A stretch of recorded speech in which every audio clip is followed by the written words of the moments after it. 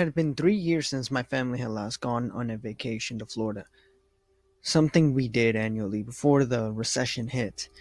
Since we now had enough money, my parents decided, under the popular demand of my sister and I, that we go to Walt Disney World again.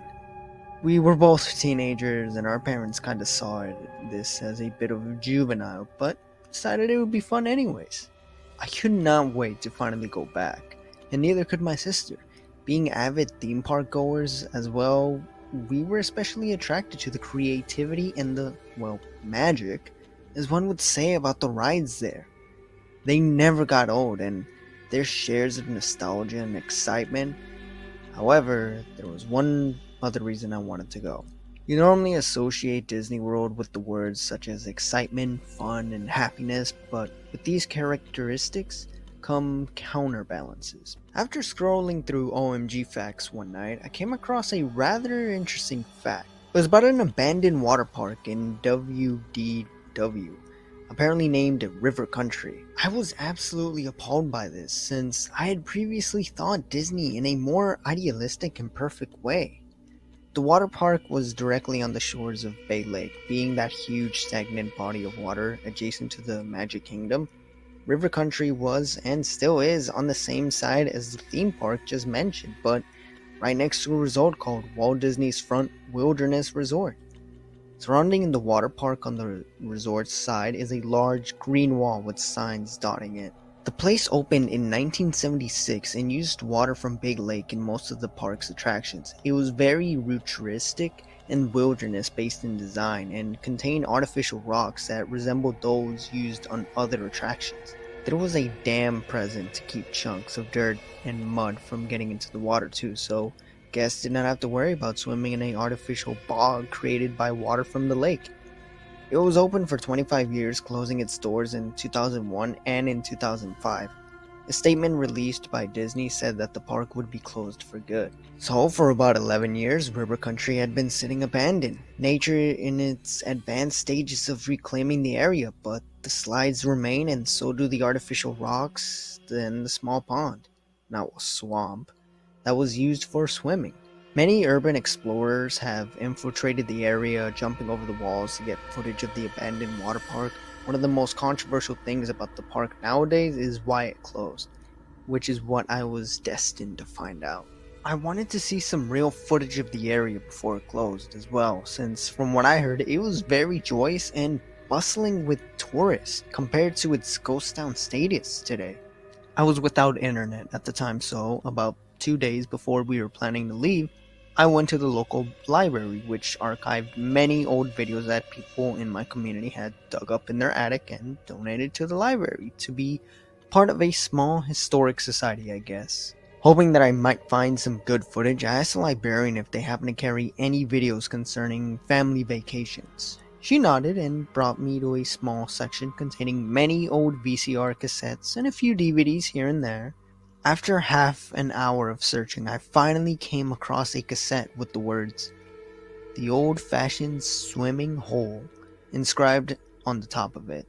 This was a term used to describe the river country during its glory days, so I took it, almost certain that it was the footage I was looking for.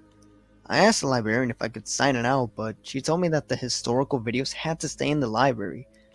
I could, however, watch the video in a small conference room behind the front desk, so I ended up going with that.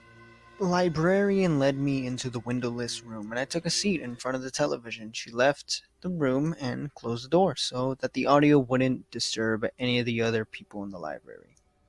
I popped the cassette into the VCR under the TV and turned the lights off so I could see the video better. I was expecting the quality to be low anyways.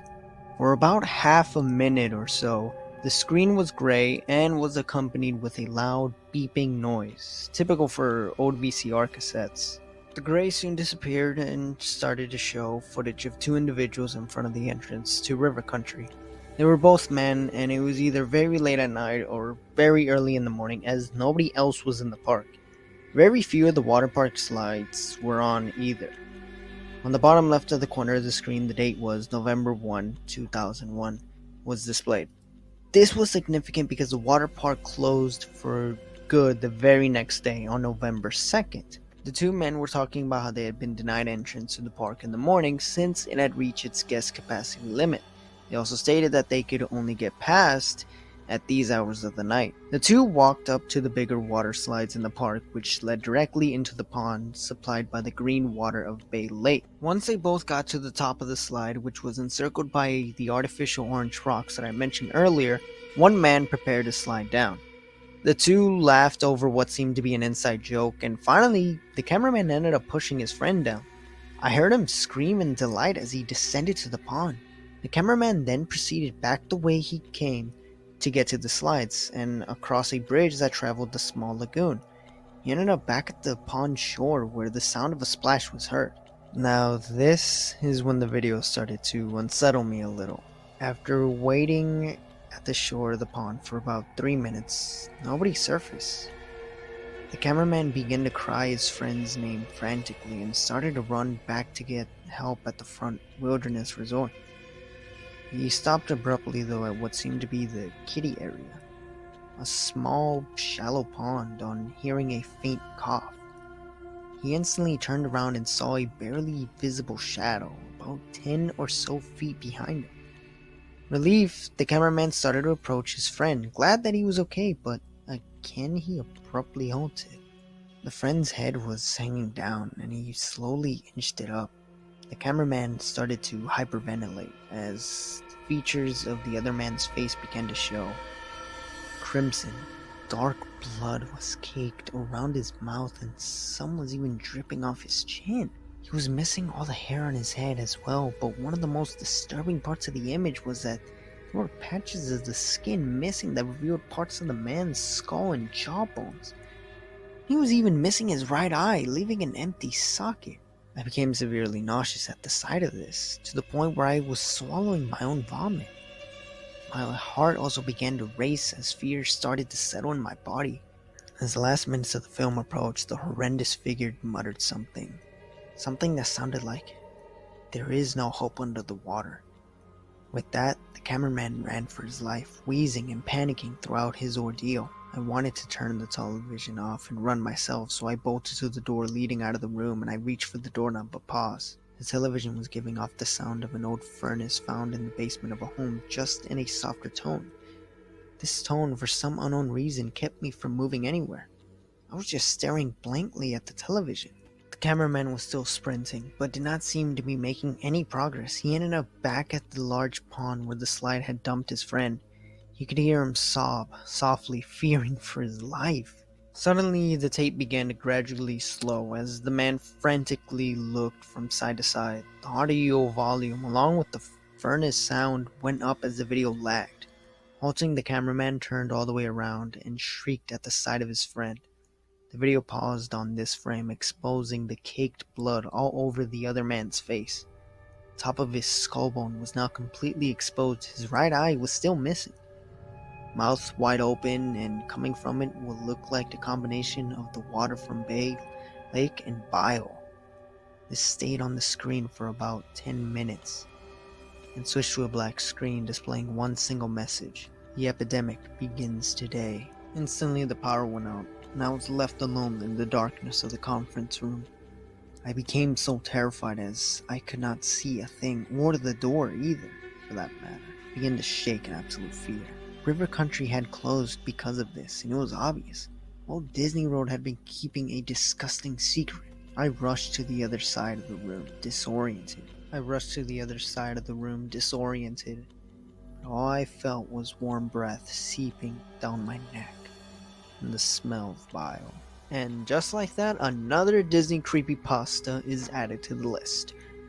I gotta be honest, this story is okay. Not perfect, there are some problems that I have, but I'll get into that in a bit. First off, the setting itself. Yes, River Country is a real place. Disney did have this place open. However, it was shut down in November 2nd, 2002, so that date is right. And it had been abandoned for 17 years until 2019, where it was demolished, and there have been set plans for building a sort of hotel there or some sort of resort, and I believe there is sort of a foundation, or there are some hotels built on there. I'm not sure. It will be updated by the time I'm editing this, but yes, the place was abandoned, and there was really no official reason as to why the place was shut down.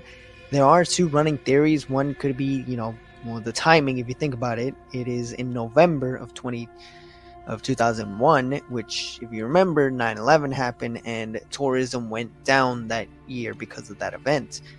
Or it could be the other one, and this is the most popular one, and probably what this story is sort of alluding to as the main villain, is a brain-eating amoeba. There was a brain-eating amoeba in the waters, supposedly in the Disney resort or in River Country. I believe there was one or two deaths tied to the park, and it was caused by the brain-eating amoeba, but there are also other people who have sort of debunked this theory, so yeah, I'm not going to go too deep into it, but I recommend checking out a couple videos out there and articles talking about it, but it's some interesting stuff.